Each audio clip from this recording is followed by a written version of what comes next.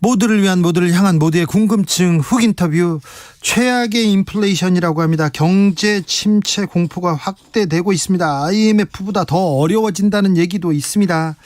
각국에서 물가 잡으려고 긴축에 나서면서 경제활동 급격히 위축되고 있습니다. 그런데 임금 올리지 말라고 합니다.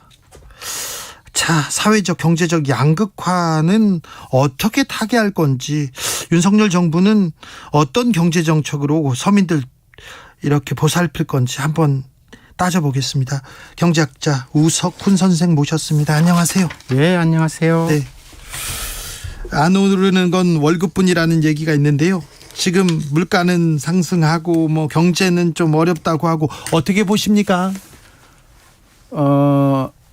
사실은 우리나라 국민의 절반 혹은 절반 이상은 물가랑은 상관없는 세상을 살아요. 아, 그래요? 그 대기업에 있거나 뭐 공공부문에 있거나 네. 아니면 웬만한 중견기업이면은 물가 상승률만큼 임금을 올리게 되거든요. 네. 그러니까 기분학상으로는 시장 볼 때 기분은 안 좋을 수 있어도 네. 그만큼 자기 연봉이 올랐으면은 상관은 없는 거잖아요. 그렇죠. 오히려 더 오른 사람이면은 물가는 기분은 안 좋아도 자기 소득은 상관없는 거거든요. 네네. 근데 여기에 해당하지 않는 사람들. 네. 예를 들면 지금 밖에 계시는 작가님들은 네. 방송 단가를 올려줘야 올라갈 거 아니에요. 저도 마찬가지예요. 일용직이에요.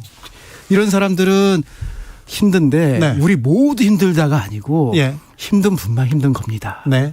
그래서 이거는 이 어려운 사람들의 문제 어떻게 풀 거냐. 네, 그렇죠. 그렇게 고민을 해야 되는 거예요. 그렇죠. 코로나 시대에 어렵다. 근데 중소상공인들, 서민들은 정말 어려운데 대기업은 돈 많이 벌었잖아요. 대기업 IT 업종, 네. 배달 관련된 데. 오히려 더 많이 벌었잖아요. 제가 아는 분은 5G 관련된 걸 하던 조그만 회사였는데요. 네. 몇 달 만에 건물을 사더라고요. 그래요? 줌회의 하려면 5G 부품이 필요하다고 네.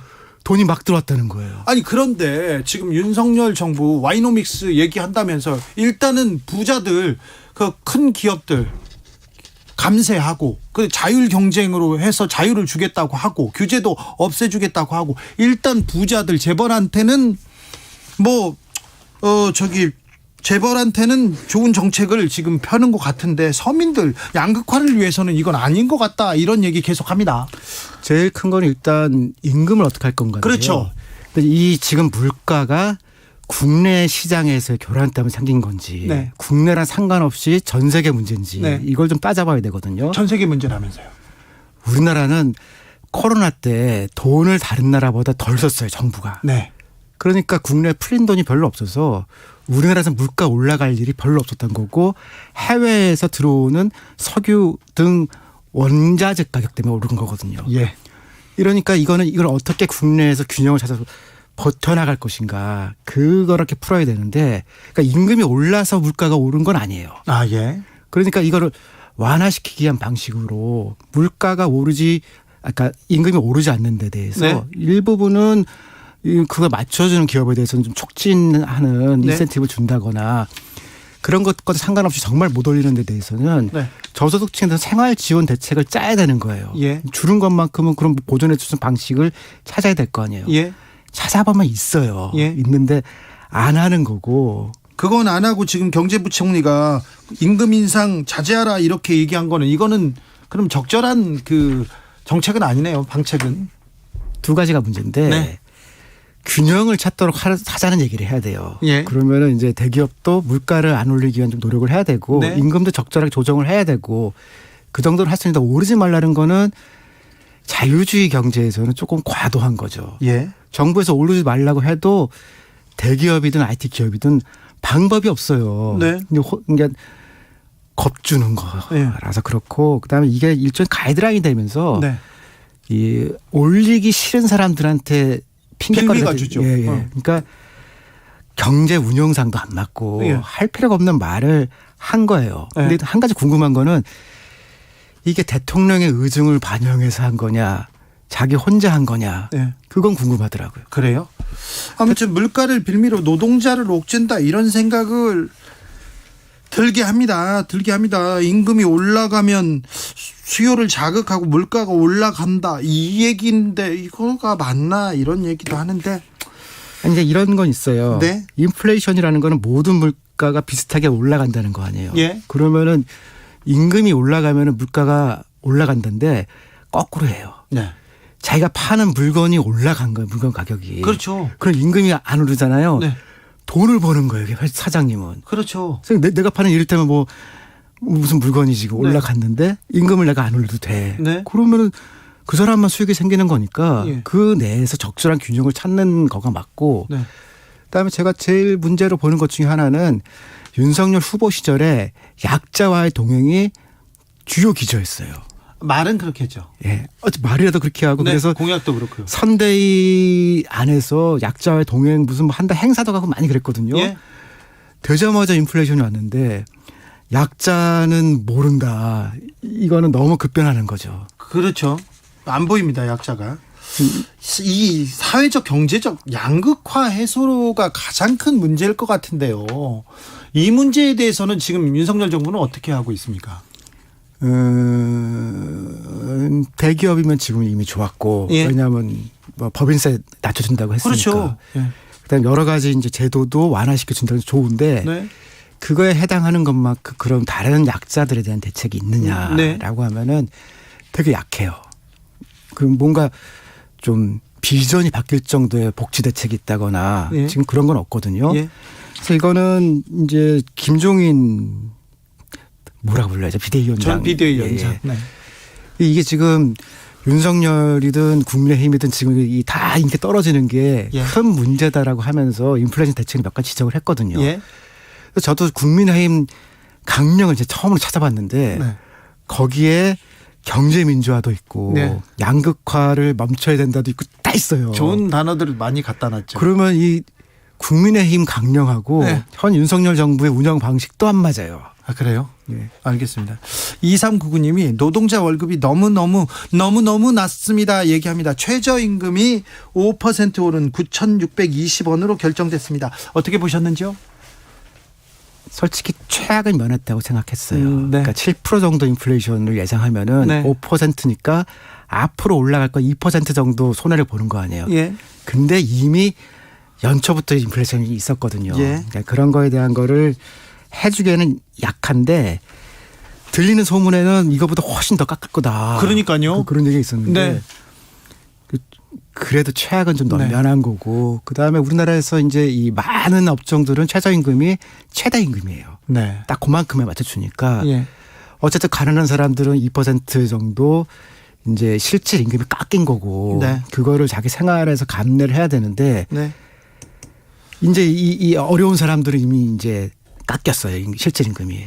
그러면 이제 거기에 대해서 보완책을 어떻게 할 거냐. 그래서 두 가지가 생각해 볼 수 있죠. 그거는 그 사람들 삶을 지원해 줄 수 있는 다른 복지를 디자인을 해야 되는 거고 그다음에 이 많은 자영업자들에 대한 거기도 피해가 있을 거 아니에요. 네. 거기에서 임대료 상승 등 막 얘기를 하는데 그럼 요소 가격을 완화시켜 주거나 다른 지원 방식을 한시적으로 하는 것에 대한 대책이 동시에 나와야겠죠. 예.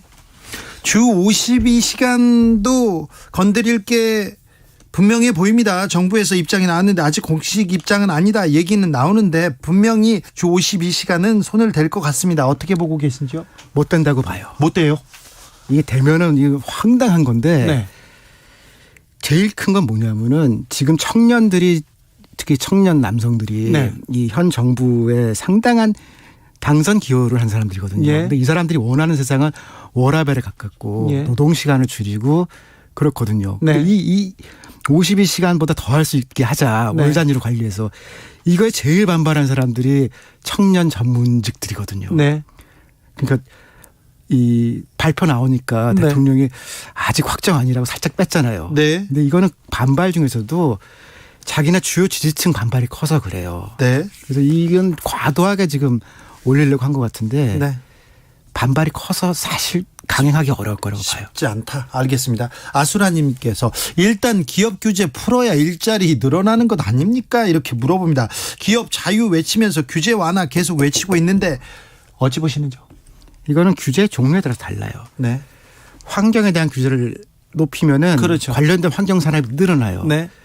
그다음에 이제 이 비슷한 얘기를 조금 더 얘기를 해볼게요. 유류세를 지금 깎아준다고 그러잖아요. 네. 그런데 지금 전기차 타는 사람들은 기름값이 올라도 별 문제가 없거든요. 예. 그러니까 인플레이션 기회라고 하면은 유류세를 깎아주는 게 맞냐, 예. 전기차를 전환하는데 지원금을 주는 게 맞냐라고 하면은 그렇죠. 미래로 보면은 전기차를 전환하고 네. 트럭이나 이런 건 어떡할 거냐. 거기도 전환할 수 있는 지원금을 줘서 네. 이건 몇 조를 풀더라도 그렇게 하면은 지금만 넘어가는 게 아니라 네. 인플레이션이 길어져도 미래를 위해서도 좋고 경제도 좋은 거거든요. 네. 그러니까 그런 방식으로 제도를 어떻게 활용할 것인가 사실은 그래야 시장이 나오거든요. 네. 규제만 없애면은 막 경제 좋아진다 그러면은 네. 선진국도 다 없앴겠죠. 그렇죠. 자유 막 계속 얘기하는데 현 정부에서 대기업과 부자만을 위한 나쁜 자유 아닙니까? 이렇게 우려하는 사람들도 있어요. 돈 벌 자유겠죠. 어떻게 보면 부자들이. 네. 근데 이런 건 있어요. 상속세나 이런 거가 맨 먼저 지금 낮추겠다고 하는데 네. 과연 한국에서 상속세를 낮추는 게 네. 1번 과제냐. 종부세, 상속세 나왔어요. 거기다가 너무 웃겼던 거는 인플레이션 대책으로 종부세를 줄이겠다는데 네. 인플레이션 때문에 실질임금 떨어지는 거는 가난한 사람들이거든요. 그렇죠. 중산층 일부인데 네. 이 사람들 종부세랑 무슨 상관이 있다고 그게 그 대책에 들어갔느냐라고 네. 보면은 약자와의 동행을 다시 한번 고민하셔야 될 때인 것 같아요. 이 정부에서. 알겠습니다. 윤석열 정부 경제 정책 방향이 나올 때마다 저는 이명박 전 대통령 MB 때하고 이거 똑같은 거 아닌가, 와이노믹스 이거 MB노믹스의 재판 아닌가 이런 생각해 봅니다. 그보다도 못한 게 엠비노믹스라는 말은 사람들이 썼어요. 예. 근데 와이노믹스라는 말은 일부에서 띄우려고 했는데 네. 내용이 없으니까 아무도 안 써요. 아 그래요? 네, 그 윤석열 경제가 뭐냐 그러면은 네. 이름도 없어요 지금. 특징도 없고. 어떻게 보세요? 특징이 없는 게 MB 때 3분의 2, 박근혜 때 3분의 1. 예. 딱 그렇게 돼 있어요. 새로운 건 없고. 예. 예를 들면 물가 대책에서 MB 때 이런 걸 했었어요. 각 국장이나 사람들한테 어떻게든지 해서 뭐 마늘국장, 파국장, 앙파국장 이렇게 해서 그렇죠. 물가를 잡아라. 네. 지금 보고해 그랬죠. 이제 네. 오르면 너 징계야 이렇게. 지금 딱 그러고 있는데 그거 갖고는 안 되거든요. 네. 그러니까 MB 시절에 근데 그때 했던 경제 관료들이 다 승진해서 지금 그 위로 가 있으니까 예. 옛날 하던 거 또 하는 거거든요. 네. 아직 윤석열 정부는 경제 정책 방향 제대로 공개하지 않았다. 구체적인 안 내지 않았다. 이렇게 얘기하고 있습니다. 앞으로 이런 쪽으로 내라. 좀 기대하고 바라는 점이 있다면요? 근데 미래의 변화라고 생각하면은 네. 환경에 대해서 인권에 관해서 개개인의 행복에 관해서 방향 세계적 방향이 있거든요. 거기에 맞춰서 그걸 높이는 식으로 하면은 자연스럽게 혁신이 일어나고 창조가 일어나요. 네. 그거는 늘 하던 얘기 그대로 하던 잘 해도 되는데 너무 부자들한테만 퍼주려고 하면은 결국 약자들한테 뺏어다가 주는 거 아니에요. 네. 그래서 그건 좀 아닌 것 같아요. 요즘 젊은 사람들은 이 경제관념이 예전보다 훨씬 좀 투철한 것 같아요. 요즘 세대는 어떻습니까? 정성적으로 보면은 네. 직장에서 민주주의를 요구하는 건 굉장히 커졌어요. 예. 돈을 더 주지 않더라도 자기는 좀 편안하고 개인 생활을 갖고 싶다. 네. 워라밸 같은 게 그거는 선진국 다운 거고 네. 그다음에 공공성에 대한 생각들은 조금 완화된 것 같아요. 예. 그리고 이 재테크나 이런 게 유행하면서 단기적인 이익에 대해서는 훨씬 더 계획을 잘하고 예. 그런 장단점이 다 있는 것 같아요. 그래서 선진국의 특징이 한 가지는 이제 사람들이 개인주의로 이 속에 밝은 거다. 네. 또 한 가지는 공공성이 높아지는 건데 이 공공성을 조금은 더 우리가 논의를 해봐야 될 것 같고 네. 그래서 장단점이 다 있다고 봅니다. 3116님께서 경기가 좋을 때는 수혜는 대기업이 보고 경기가 안 좋을 때는 대기업은 혜택을 주고 항상 근로자, 영세한 중소기업은 희생양이 되고 있습니다. 이렇게 얘기하는데 아무튼 중소상공인들 굉장히 좀 고통받고 있다는 걸 좀 알아주셨으면 합니다. 그런데요, 윤석열 정부 예. 아까 말했던 이명박 때 그 사람들이 다 승진해 있다 이렇게 얘기하는데 모피아들 전성시대 같다 이런 생각도 합니다. 보통은 청와대 정책실장은 모피아가 아닌 사람이 들어가서 행정부는 기재부가 하는데 네. 이 대통령실에서는 견제를 하는데 네. 거기도 같은 라인이고 네. 그다음에 총리도. 총리도 다른 사람 시켰었거든요. 네. 근데 지금 총리까지 이제 다 경제관료 출신이라서 일종의 삼위일체가 돼 있죠. 그 세 군데 이 주요한 데가 전부 다 이 모피아들 출신이라서 네. 근데 문제는 이 모피아들이 올드 패션이에요. 예. 그러니까 경제 공무원 중에서도 올드보이들이 주로 하거든요. 예. 근데 그 사람들이 전성기이던 2000년대 초중반에는 세계적으로 신자유주의가 유행했었어요. 예. 2008년 글로벌 금융위기 이전에. 그러니까 금융위기 이전의 방식을 지금 쓰려고 하는 게 한 가지 문제고 예. 또 한 가지는 그 시절에 우리가 다 밀실행정을 했거든요. 네. 그런데 경제민주의 한 측면이 하나는 대기업의 횡포를 줄이자는 거고 예. 또 하나는 과정을 공개해서 같이 만들자는 거거든요. 예. 그러다 보니까 지금은 보고서 기다리는 것밖에 없어요. 무슨 과정이 없어요. 아, 그래요? 토론도 하고 전문가들이 하는 걸 이를테면 보여주기도 하고 수기하는 과정 이런 걸 생략시킨 게 모피아 경제거든요. 네. 그러니까 고위직 입만 보다가 네. 그 다 받아쓰기 언론 된 거 아니에요. 네네, 알겠어요. 올 하반기는요, 어떻게 됩니까? 올 하반기 경제 상황은 어떻게 됩니까? 미래를 좀 예측해 주십시오. 올 하반기에 인플레이션이 좀 줄어들 거라고 하는 사람들이 있는데 네. 그건 아니고 아니에요? 네, 그다음 그 인플레이션 줄어드는 거에 전망해서 하반기엔 주식시장이 괜찮아질 거라고 하는 사람들이 있는데 네. 그것도 아니고 아니에요? 예. 70년대 지금이랑 비슷했는데 73년, 77년도 두 차례에 걸친 석유 파동이 있었거든요. 예. 그리고 나서 이제 굉장히 강한 인플레이션이 있었는데 지금 이 상황이 2, 3년을 간다고 봐야 돼요. 이런 상황이요? 예. 아이고. 이게 왜냐 전쟁이 그때도 중동 전쟁 끝나고 나서 괜찮을 거라 그랬는데 다시 이란에서 문제가 생기면서 석유 파동이 또 생겼거든요. 네. 지금 우크라이나 전쟁이 끝나고 나면 괜찮아질 거다. 그건 그 사람 생각이고 예. 어디서든지 위기가 또 올 수 있거든요. 네. 그러니까 길게 3, 4년 정도 위기가 갈 수 있다고 보고 보수적으로 생각해야 돼요. 제가 작년에도 이런 방송 같은 데 있으면은 현금이 최고다라고 얘기를 했거든요. 네. 그 현금 있으면 이자도 안 주고 그러고 뭐하냐. 네. 잃는 것보다 낫지 않습니까라고 얘기를 했는데 네. 현금이 최고예요 이 시기에는. 2, 3년간은요? 예. 좀 좋은 얘기도 좀 해주고 가세요. 좋은 얘기. 미국 경제도 어려울 거고 네. 중국과 한국의 관계도 안 좋을 거예요. 네. 그렇지만 지역 경제 활성화 같이 우리가 잘 해보면 할 수 있는 요소들이 좀 있거든요. 네. 그런 걸 어떻게 한번 고민해 봐야겠습니다. 알겠습니다. 그 고민 다시 좀 들어보고 싶습니다. 지금까지 경제학자 우석훈이었습니다. 감사합니다. 예, 고맙습니다.